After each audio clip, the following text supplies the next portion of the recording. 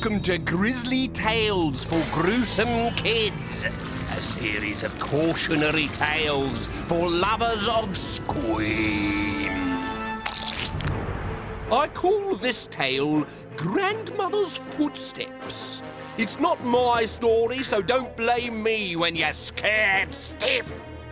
This ghost story belongs to a little boy who couldn't go to sleep at night. Excuse me one moment. That's better. Now we can begin.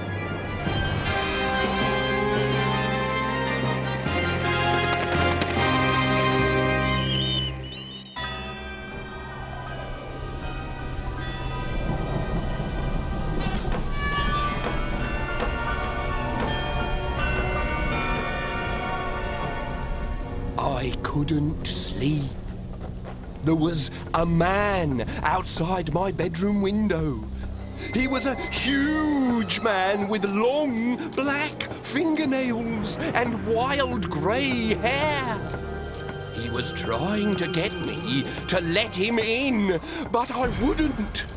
I was too scared. He might have been a ghost. So I lay there for most of the night, just listening to his fingers tapping on the window pane, until finally I plucked up enough courage to speak.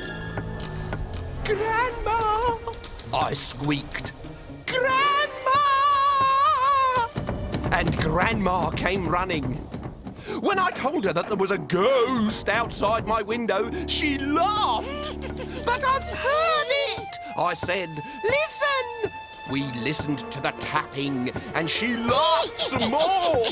"And I've seen it," I added, pointing to the shadow that loomed through my curtain. My grandma stopped laughing. "I'm going to tell you a ghost story," she said, pulling me up onto her knee. The smell of mothballs was so strong it made me cough.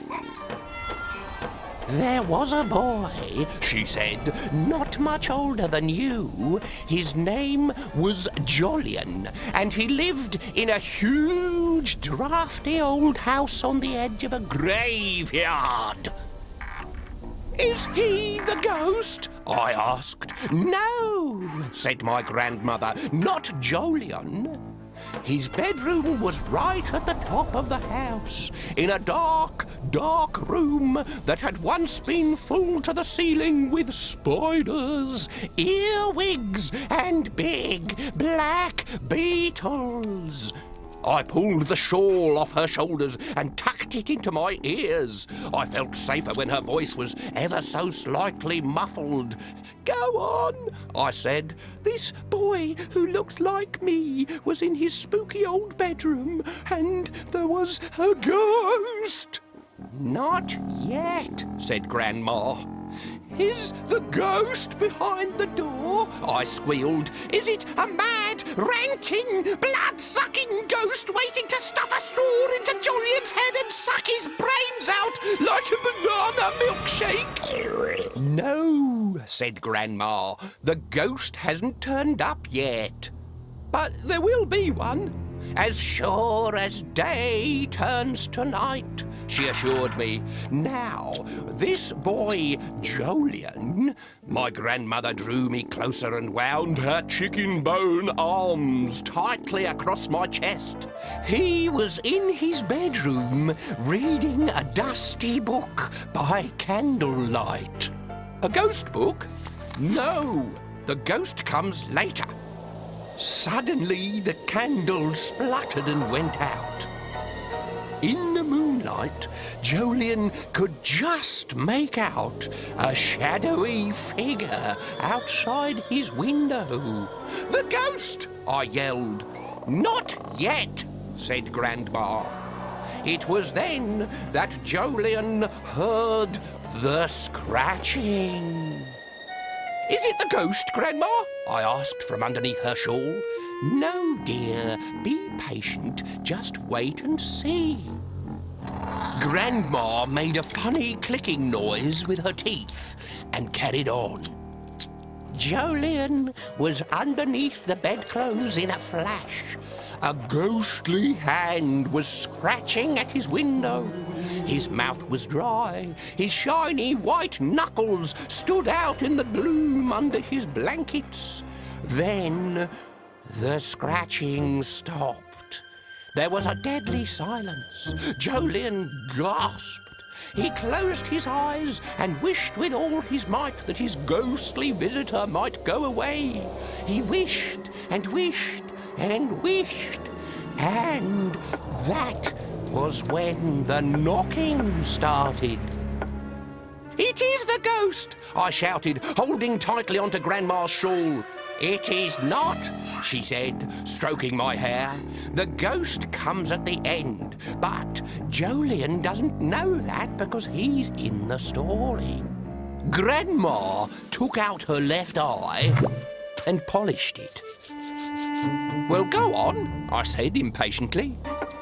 Jolyon lay in his bed, terrified to move, lest this huge beastly skeleton should leap into the room and chop him up with an axe.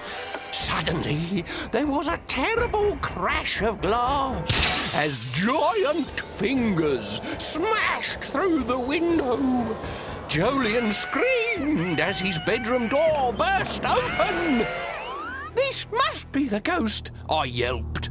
"No," said my grandmother. "Not long now, though." It was Jolyon's grandmother bouncing into his bedroom, wielding a copper bedpan. She had heard his screams for help and had leapt from her bed to protect him. "Don't let the ghost get me," sobbed Jolyon from underneath his blankets. "Don't let the ghost chop me up and eat me." I looked at Grandma, and she looked straight back at me. "But you said it wasn't a ghost outside the window." "It wasn't," she replied. "The tapping was just the wind, blowing the branches from an old dead tree against the window. Then the wind became a storm, and the branches battered the glass until it smashed.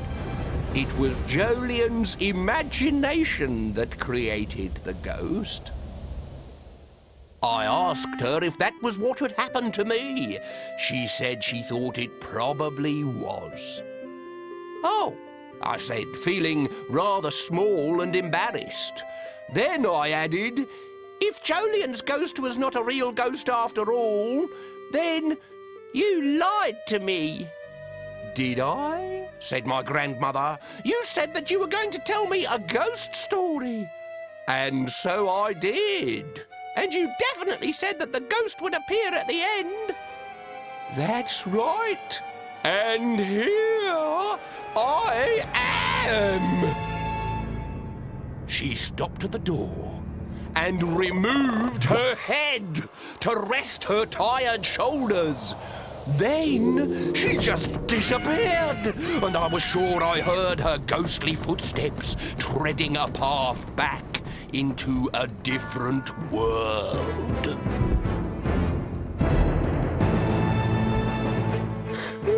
Time I went to bed, I think. And time I woke up. Did you guess who the ghost was? Not very hard, was it?